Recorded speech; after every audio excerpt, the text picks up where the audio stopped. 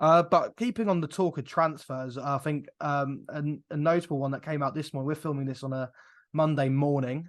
And Neymar has just agreed a deal with Al Hilal, I believe, in Saudi Arabia. Not the first big name No, player to move to Saudi Arabia this summer. Um, I'm intrigued, Adam. I'm intrigued, mate. What are your thoughts on all these players being offered silly amounts of money to go play in Saudi Arabia, a league that doesn't compete in any of the big tournaments in the world? In terms of football sort of heritage, they don't compete in the Champions League, don't compete in any, top 5 European leagues, which are the most watched leagues in the world. Is it ruining football? Like, what's your thoughts on it?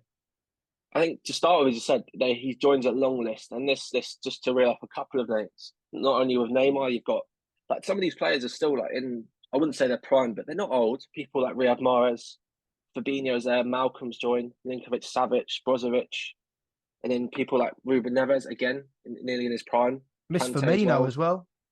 Exactly, yeah. And Benzema's gone.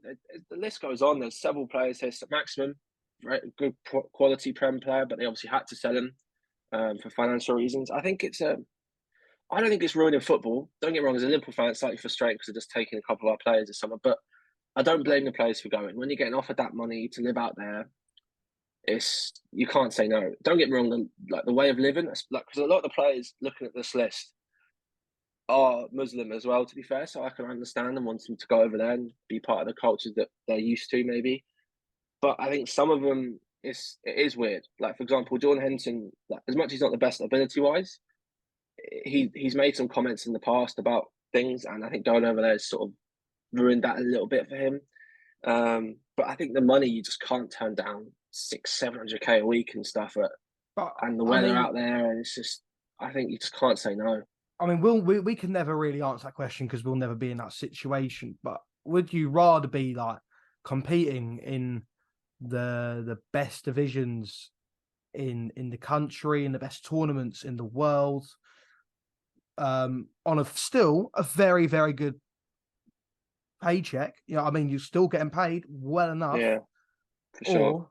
move over to Saudi Arabia where the football itself isn't as it's nowhere near as big as what it is in Europe.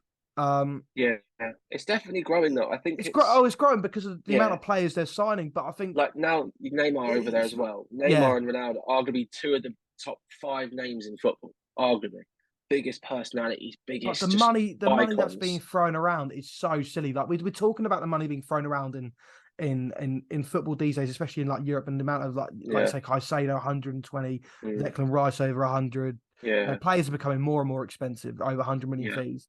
But then you've got countries like Saudi Arabia, one of the wealthiest countries in the world, and they've got some of the wealthiest teams, the wealthiest owners who can 100 million is back pocket cash to them. I mean, that's nothing exactly. Yeah. So how? Obviously, it does look like Saudi Arabia will be one of the big leagues in the world, but where are they competing compared to the rest of the football? They're not playing Champions League football. They're not playing Premier League, Bundesliga, Liga, La Liga, Serie A. They're not playing in those leagues, the most watched leagues in the world. And it's like, I don't know, it's a strange one for me because I think just the money that they're throwing over there is just so silly that, like you say, players would be stupid not to go for it. Yeah, that's on the back end of their careers, you can understand it, get that big pay bracket. That's what I think I get. I get the 34, 33, 35-year-olds going over there. But the biggest players, the biggest players in the world are going over there. And in my sense, it's ruining football because it's making it more about the money than what it is the accolades.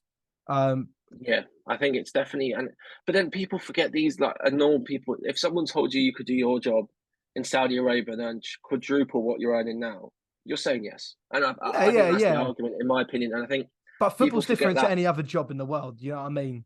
They are, but they're still people. And like, if you could retire your grandkids, you're not going to say no. Like, I'm sorry, players' football careers are short, so. If I ever got to meet my grandkids, I'd be impressed, Adam. Let's put it that way. Let alone even retire them. Exactly.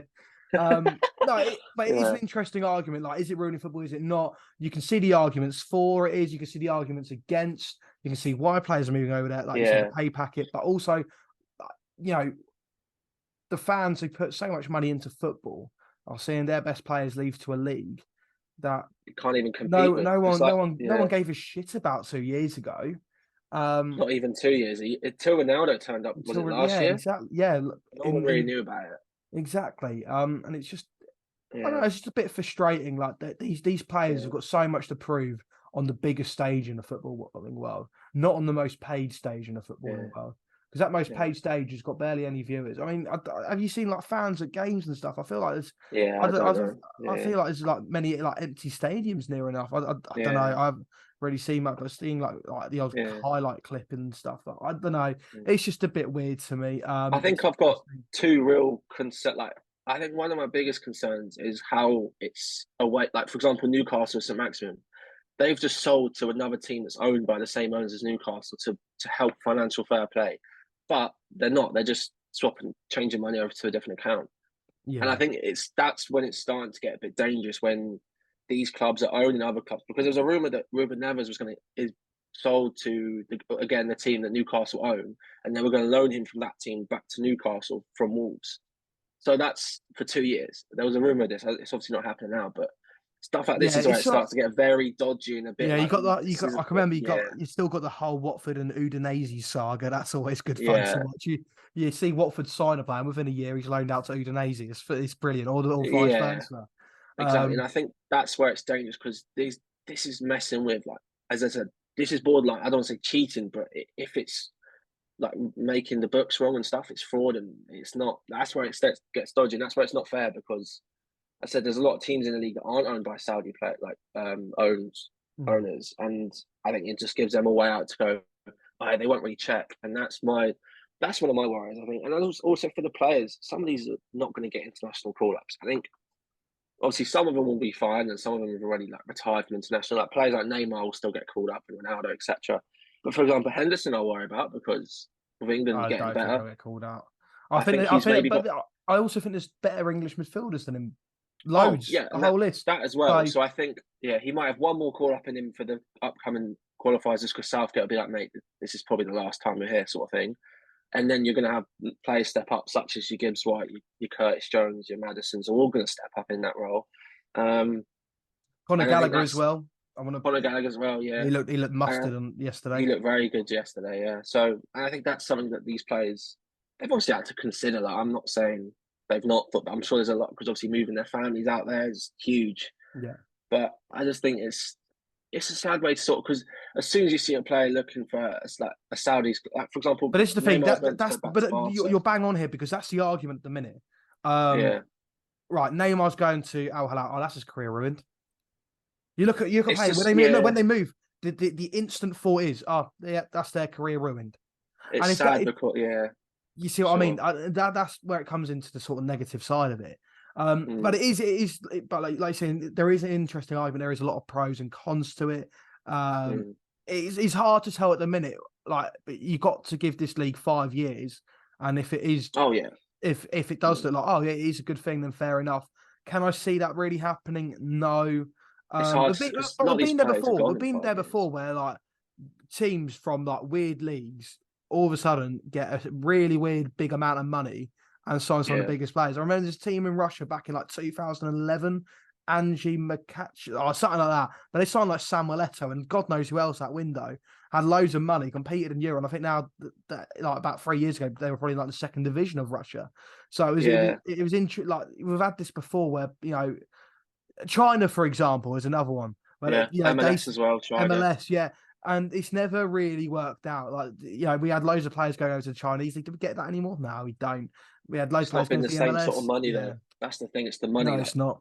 Like MLS have done good with Miami. Don't get me wrong, but I think, and I'm glad Messi went there. I am really happy he went to the MLS and not Saudi, Yeah, because MLS he is at looks like least a he's bit more really competitive. It's a bit, he looks like he's just really enjoying it and stuff. yeah, And I like the whole him Busquets now, but I think that's just really cool from Beckham and everyone there. yeah. But I think it's just, as I said, it's just because especially someone like Neymar, he's what 31 maybe.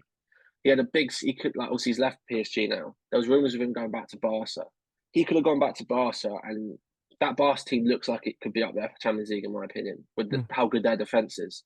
If he went back there, he could have finally been close to getting that Ballon d'Or, and he could have cemented himself as up there, in my opinion, as one of the best players, because he's definitely top 5 of the generation, in my opinion. But I think people don't frown upon him because of the fact he left for the money and everything. He sort of started this whole Well, he left for thing. he left for PSG for the money, and he's the now massive knock-on effect of what's. I think you can see where Neymar's motivation is. To be fair, but I think you can't blame him. No, you can't. No. I guess, but we'll round up the Saudi Arabia talk there.